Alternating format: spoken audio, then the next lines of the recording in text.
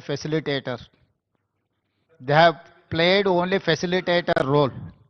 They have not taken any side, or otherwise they have not indicated any agenda. Yeah, definitely this is success for Telangana. Why? Because all these days there is an allegation against Andhra Pradesh. They are withdrawing water more than what they have indicated. So now we have succeeded to put all telemetries wherever the Andhra Pradesh is getting water from different sources. Now they have agreed to put in a telemetry. That is point number one, our success. Point number two, they have agreed to repair and restore Srisailam Dam. Why? Because it's a combined project. It's a twin sharing project. They have to maintain that Srisailam. Now they have agreed to repair and restore that project also. That is also one success story. Third one, we have taken a decision that we wanted to appoint an officers and engineers committee to identify what are the pending issues, what are the long pending issues are there. They have to identify, they have to discuss in preliminary level, then we will take a final call on those issues.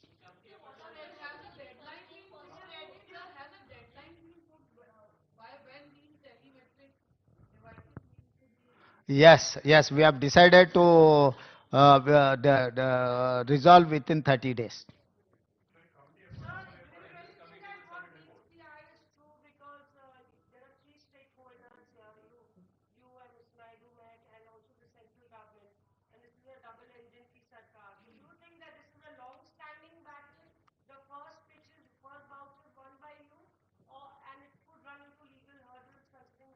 नहीं आप stake holders 3 लोग नहीं है, 2 ही लोग है.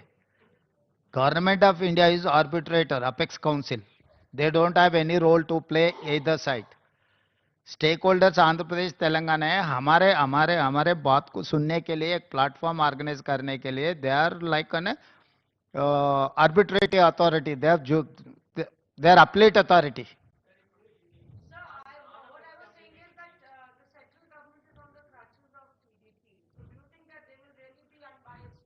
अब assumption का कोई मौका नहीं है.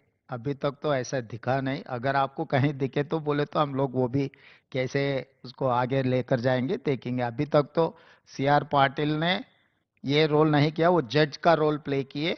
वो जज जैसा ही दिखा हमको. हमको कोई शक नहीं है. अगर जिस दिन हमको शक आएंगे तब आपको पहला आपको ही बोल देंगे. అన్ని కృష్ణా ఉపనదులు, గోదావరి ఉపనదులకు సంబంధించిన నీటి కేటాయింపులు, ప్రాజెక్టుల నిర్మాణాలు, కొత్త ప్రాజెక్టుల అనుమతులు అన్నీ అక్కడి నుంచే చర్చ మొదలవుతాయి. దీర్ఘకాలికంగా వాయిదాలు పడుతున్న అపరిష్కృతంగా ఉన్న సమస్యలను కూడా అక్కడ చర్చ చేస్తారు. అక్కడి నుంచే ముందుకు వే ఫార్వర్డ్, ముందుకి ఏ విధంగా వెళ్ళాలనో నిర్ణయం జరుగుద్ది.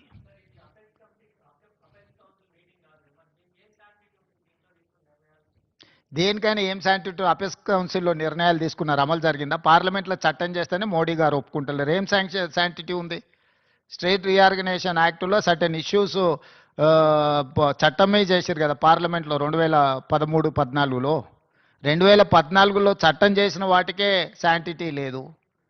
దానికి ఇంకా అట్లా అనుమానించుకుంటూ పోతే ఏ అంశాలు పరిష్కారం కావు.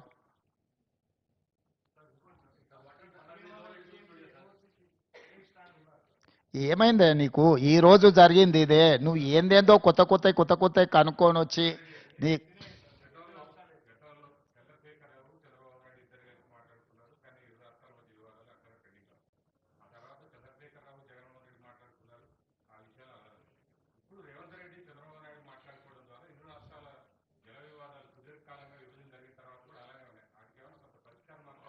ఈ రోజు 4 అంశాలు పరిష్కారం జరిగినాయి కదా. వాళ్ళిద్దరు కలిసి చేసినది ఏదో ఒకటి పరిష్కారం జరగలేదు కదా. టెలిమెట్రీ పెట్టలేకపోయారు, ఆఫీసులు ఎక్కడ నిర్వహించాలనో నిర్ణయించుకోలేకపోయారు, లేకపోతే శ్రీశైలం ప్రాజెక్టులో రిపేర్స్ గురించి చర్చ జరగలేదు. ఇవన్నీ వాయిదాలు పడుతూనే వస్తున్నాయి కదా. ఈరోజు వీటికి పరిష్కారం దొరికింది కదా. మిగతా సమస్యలకు కూడా ఏ విధంగా ముందుకెళ్లాలనో ఒక దారి అయితే వచ్చింది కదా. ఇప్పుడు ఈ విషయాలను పరిష్కరించుకోవడానికి ఇక్కడ ఉన్నాం. వీటిని జటిలం చేసుకోవడానికి లేము. కొంతమందికి రాజకీయ ప్రయోజనం ఇమిడి ఉంది, పొంచి ఉంది కాబట్టి వాళ్ళకి ఇట్లాంటి ఆతృత ఉంది. ఇది ఎట్లయినా చెడిపోతే బాగుండు, వీళ్ళు కలుసుకోకుంటే బాగుండు, వీళ్ళు కొట్టుకుంటే బాగుండు, దాంతో మేము రాజకీయంగా బతికొస్తామని ఆ పక్కన కొందరు, ఈ పక్కన కొందరు ఎదురు చూస్తున్నారు. వాళ్ళని ఏం చేస్తాం? జాలి పడతాం. వాళ్ళకి 10 ఏళ్ళు అవకాశం ఇచ్చారు, పరిష్కరించలేదు. సో వాళ్ళ తాపత్రయం, వాళ్ళ బాధ మేము అర్థం చేసుకుంటాం. అధికారం పోయిన దుఃఖంలో వాళ్ళు ఇట్లాంటివి ఈ ప్రయత్నాలు చేస్తూనే ఉంటారు. వాళ్ళ కోసం లేము, తెలంగాణ ప్రజలకు జవాబు ఇవ్వడానికి ఉన్నాం. పరిపాలన ఏ విధంగా చేయాలో మాకు తెలుసు. సమస్యలను ఎలా